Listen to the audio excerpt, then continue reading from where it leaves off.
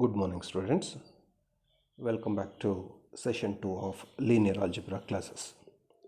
So, in this class, let us discuss about the internal direct sum, the external direct sum, and as a theorem based on this internal direct sum and external direct sum, and also many more things like linearly independent set, dependent set, basis, and theorems and examples based on those results. So in the last class we have studied what's meant by a vector space, a few examples, algebra of subspaces like union of subspaces, intersection of subspaces, sum of subspaces, and we have proved one example also. Okay, so and we have defined what's meant by an homomorphism, isomorphism. Okay, now let's take up the definition, first definition for this class. Say, suppose V is any vector space over a field F. Suppose U1, U2, etc. Un are subspaces of V. Subspaces of V. U1, U2, etc. Un are subspaces of V. We say V is the internal direct sum. We say V is the internal direct sum of subspaces U1, U2, etc. Un if every element V belongs to V can be uniquely expressible as V is equal to U1 plus U2 and so on Un, where each Ui is an element of Ui. So V is said to be the direct sum of the subspaces U1, U2, etc. Un, internal direct sum of U1, U2, etc. Un if every element of V can be uniquely expressible as V is equal to U1, U2, etc. Un. Let us look at the other example, other definition. Suppose we have a subspace, we have a vector spaces V1, V2, etc. Vn are vector spaces over a field F, say field F. And let V be the set of all ordered n tuple of elements of this. So V is equal to set of all ordered V1, V2, etc. Vn, where each Vi is an element of Vi. V is the set of all ordered n tuples of elements of these. Okay. So for any two elements of V, I define the addition as V1, V2, etc. Vn plus, suppose another element is V1 dash, say V2 dash, etc.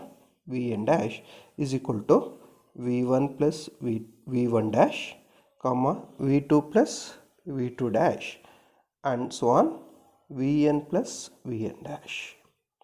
And the scalar multiplication operation I will define like alpha into V1, V2, etc.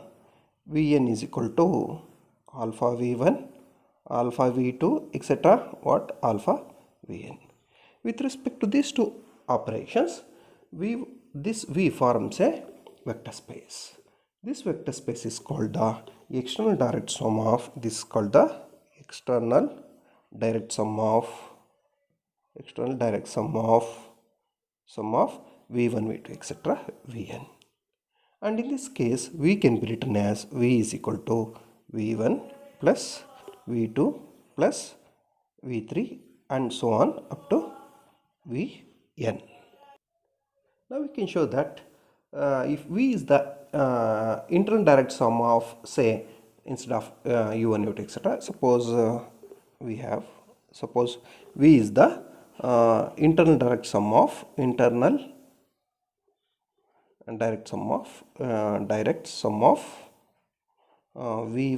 V2, etc. Vn, then V is isomorphic to the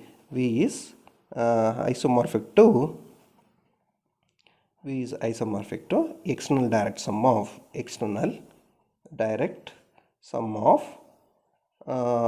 V2, etc. Vn. We can prove that the internal direct sum is isomorphic to the external direct sum. So for this, So internal direct sum, how the internal direct sum looks, u1, u2, etc. un. So this contains all elements of the form u is equal to, sorry, v1, v2, etc. vn. So this is equal to, v is equal to, how it looks, v1 plus v2 and so on vn, where each vi is an element of vi, right? And the external direct sum is look like v1 plus v2 and so on. Vn is equal to, it's the n tuple, say v is equal to v1, v2, etc. vn, where each vi belongs to vi. Okay, so I'll define a mapping phi from this internal direct sum to, say, this internal and direct sum to external direct sum, internal direct sum to external direct sum by phi of any element, say v is equal to, phi of v is equal to, phi of v is here, internal direct sum means v1, v2, etc. vn is equal to, so that I will write it as v1 comma v2, etc. vn. I'll define like this. Now for any two elements, say v is equal to v1 plus v2 and so on. vn is one element. I will take another element as vn dash. vn dash is equal to v1 dash plus v2 dash, etc. vn dash. This belongs to the internal direct sum, and alpha comma beta belongs to f scalars. I'll consider alpha of, sorry, phi of alpha v plus beta v dash. So this is equal to what? Phi of alpha into v1 plus v2, etc. vn plus beta times v1 dash plus v2 dash, etc. vn dash. So this is equal to phi of, so I will group the terms, alpha v1 plus beta v1 dash plus alpha v2 plus beta v2 dash and so on. So alpha vn plus beta vn dash. So this is equal to what? By definition of phi, so alpha v1 plus beta v1 dash comma and so on, alpha vn plus beta vn dash. So this is equal to alpha times v1, v2, etc. vn plus beta times v1 dash, v2 dash, etc. vn dash. So this is equal to what? Alpha into phi of, so this is what? v1 plus v2, etc. vn plus beta times phi of v1 dash plus v2 dash, etc. vn dash. So this is alpha into phi of v plus beta into phi of v dash. Therefore phi is a, therefore you can declare that phi is a homomorphism or linear. Phi is a homomorphism or phi is linear. Next is you just look at whether phi is 1 to 1. Say phi is 1 to 1. Phi is 1 1. Now phi is 1 1 means, suppose phi of same v is equal to phi of v dash. So this implies phi of v means what? v1 plus v2, etc. vn is equal to phi of v1 dash plus v2 dash, etc. vn dash. So this implies phi of this one means v1 comma v2, etc. vn is equal to v1 dash, v2 dash, etc. vn dash. So this implies AB is equal to, the pair AB is equal to CD implies if and only if you know that A is equal to C, B is equal to D. Likewise here this implies V1 is equal to V1 dash, V2 is equal to V2 dash and so on. Vn is equal to Vn dash. So if this is the case, then what will happen? This implies V1 plus V2. So this implies V1 plus V2 and so on. This is equal to Vn is equal to V1 dash plus V2 dash etc. Vn dash. This implies what? V is equal to V dash. Therefore phi is 1 1. Therefore phi is, I declare that phi is 1 1 1 1. Next phi is onto.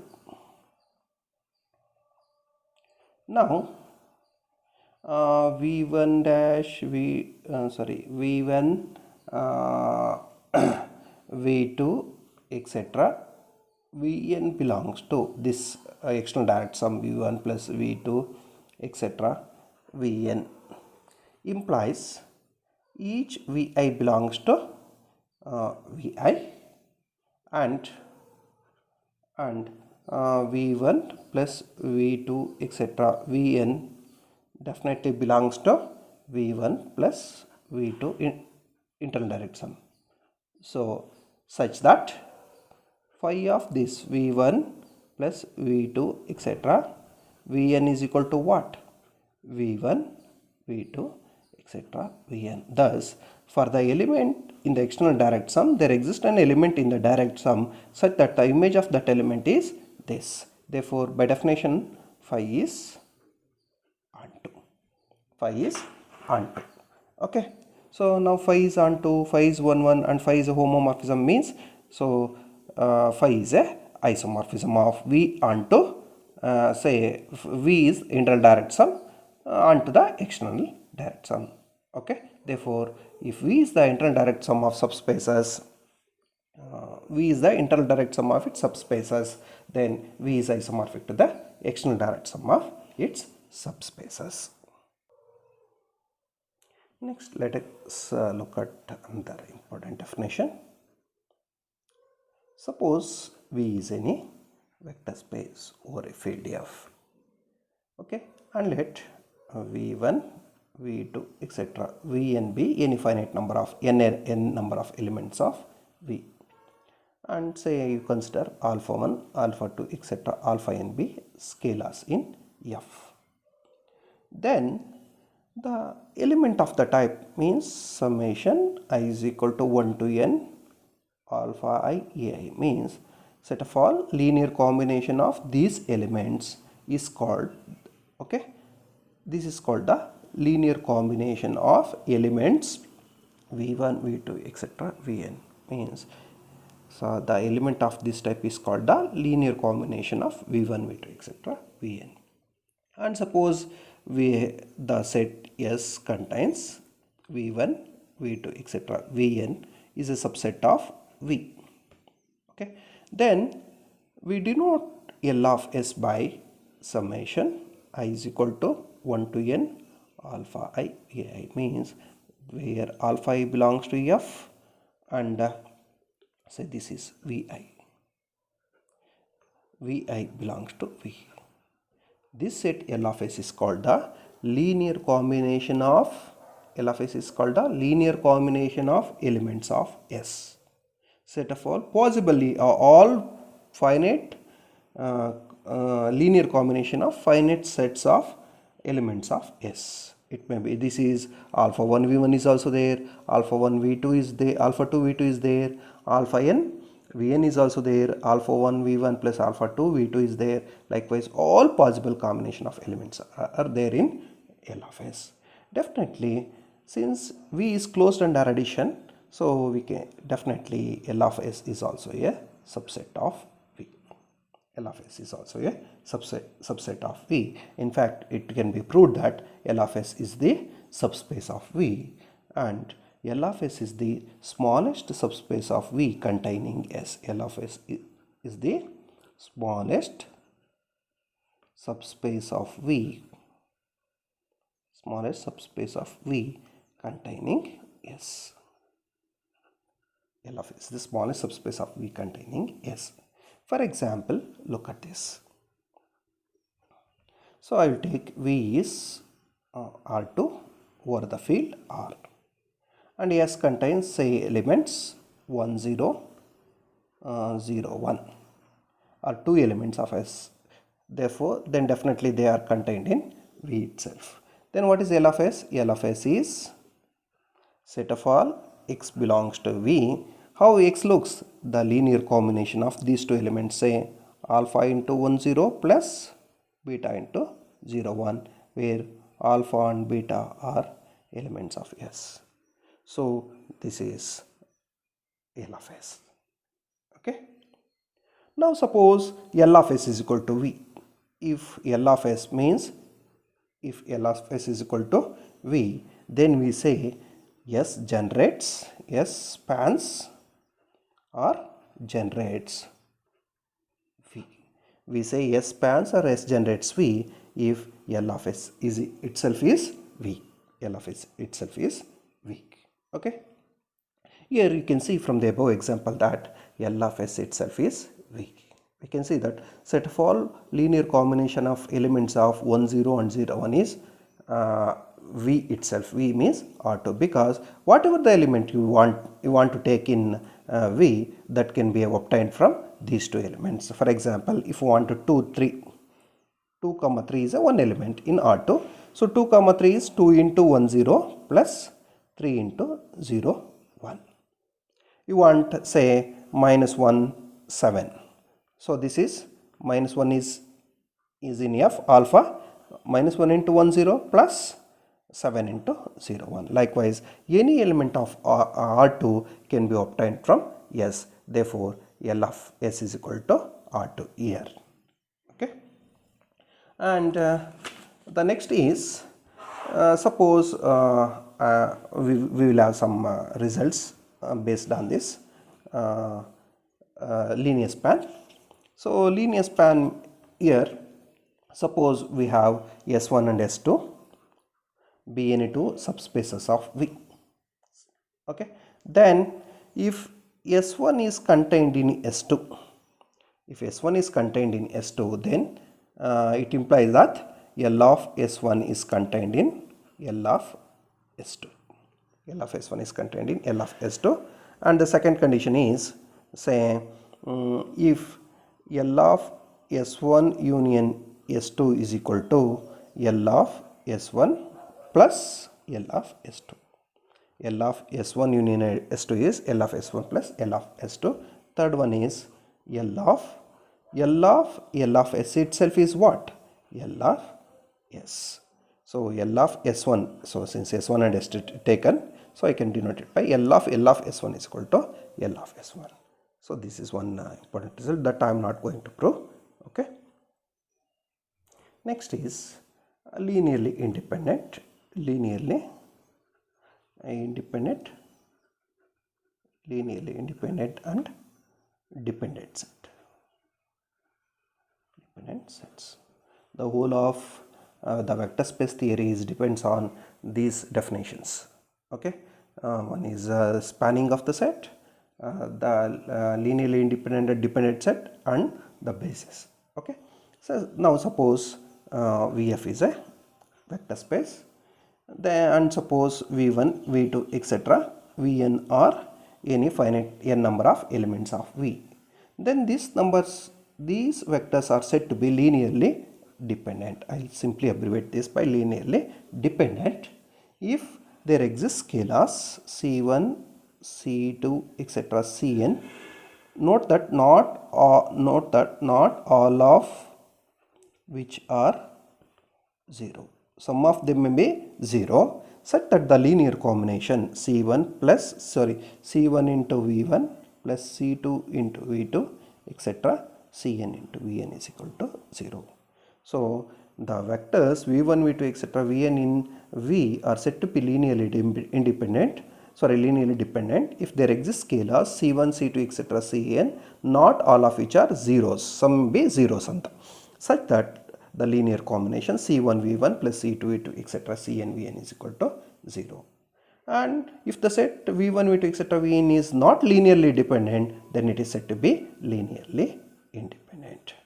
So if the set of vectors is not linearly dependent, then it's said to be linearly independent. Or other words, the set of vectors v1, v2, etc. vn are said to be linearly independent if we have a relation of the type c1 v1 plus c2 v2 etc. cn vn is equal to 0 implies each of the scalar coefficients ci's must be equal to 0 for each I.